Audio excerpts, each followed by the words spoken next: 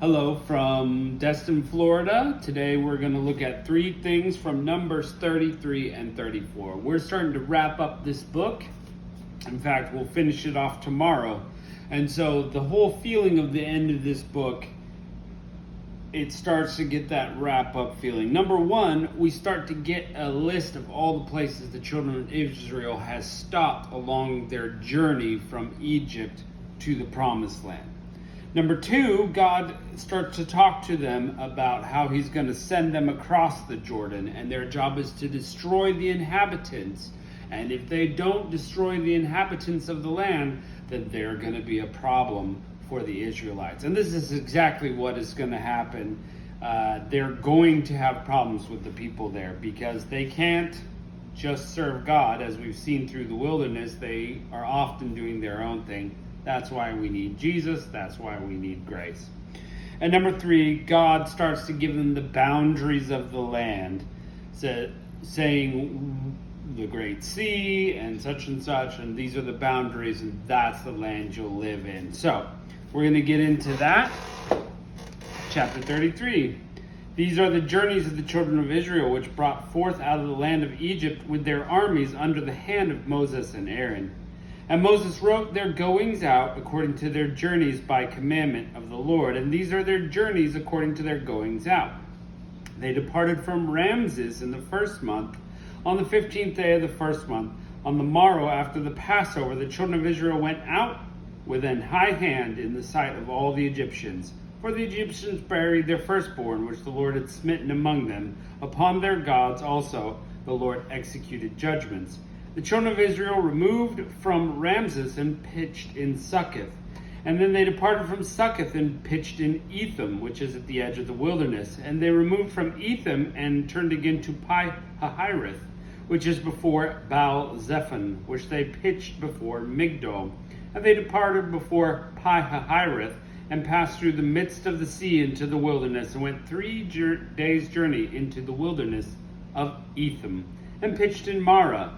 And these should all be bringing up memories. The sea, Marah was the waters of bitterness. So all those are memories that we've had there. And they came unto Elim, and Elim were the 12 fountains of water, and 70 palm trees, and they pitched there. And they removed from Elim and camped by the Red Sea. And they removed from the Red Sea and camped in the wilderness of Sin.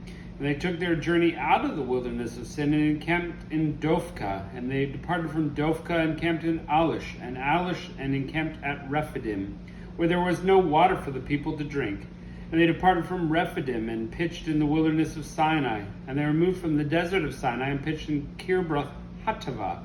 And they departed from Kibroth Hattaavah and encamped at Hazeroth, and departed from Hazeroth and pitched in Rithmah, and pitched at Rimmon Perez. And they departed from Rimmon Perez and pitched in Libnah. And they removed from Libnah and pitched at Rissah. And they journeyed from Rissah and pitched at Kehelatha. And they went away from Kehelatha, I can almost pronounce it, and pitched in Shapher, and removed from Mount Shapher and encamped in Haradah. And they removed from Haradah and pitched in Makaloth.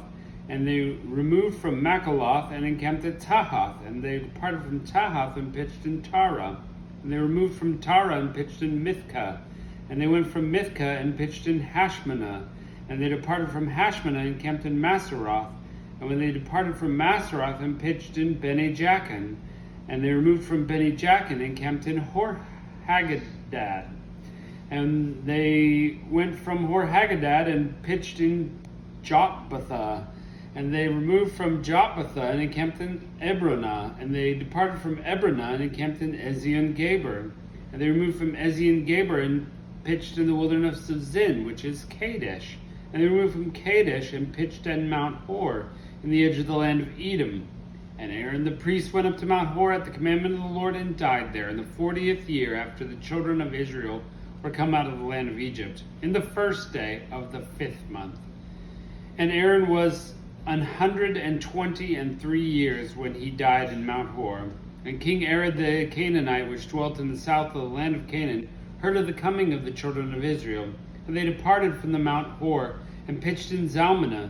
And when they departed from Zalmunna and pitched in Punon, And they departed from Punon and pitched in Oboth. And they departed from Oboth and pitched in Ije Abarim at the border of Moab.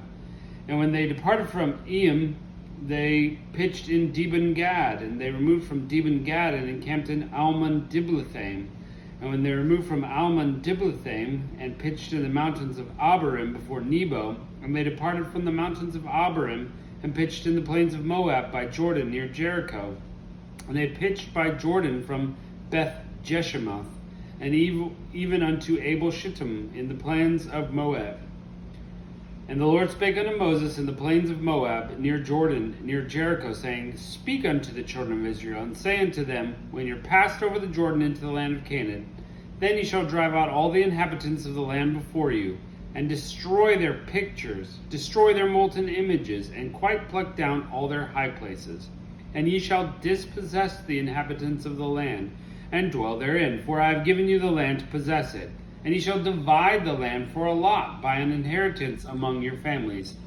And to the more ye shall give them more inheritance, and to the fewer ye shall give less inheritance. Every man's inheritance shall be the place where his lot falleth. According to the tribes of your fathers ye shall inherit. But if you will not drive out the inhabitants of the land from before you, then it shall come to pass that those that ye let remain shall be pricks in your eyes and thorns in your side, and will vex you in the land wherever you dwell. God knows what's going to happen. Moreover, it shall come to pass that I shall do unto you as I thought to do unto them, which will also happen. He's using the Israel as a judgment on them, and when Israel does not do what they're supposed to do, they're going to be judged. Chapter 34. And the Lord spake unto Moses, saying, Command the children of Israel, and say unto them, When ye come into the land of Canaan, this is the land which shall fall unto you for an inheritance, even the land of Canaan with the coast thereof. Then your south quarter shall be in the wilderness of Zin, along the coast of Edom, and by your south border shall be the utmost coast of the salt sea eastward. And your border shall turn from the south of the ascent of Akrabim, and pass on to Zin. And the going forth thereof shall be from south to Kadesh Barnea, and shall go to Hazar Adar, and the pass of Asmon. And the border shall fetch a compass from Asmon unto the river of Egypt, and shall the goings out of it shall be at the sea. And as for you, the western border, ye shall even have the great sea for a border. That's the Mediterranean. This shall be your border to the west. And this shall be your north border. From the great sea ye shall point out for you Mount Hor. From Mount Hor ye shall point out your border to the entrance of Hamath, and the goings forth of the border shall be to Zedad. And the border shall go on to Ziphron, and the goings out shall be from Hazar Enan. This shall be your north border. And ye shall point out your east border from Hazar Enan to Shephem, and the coast shall go down from Shephem to Riblah on the east side of Ain.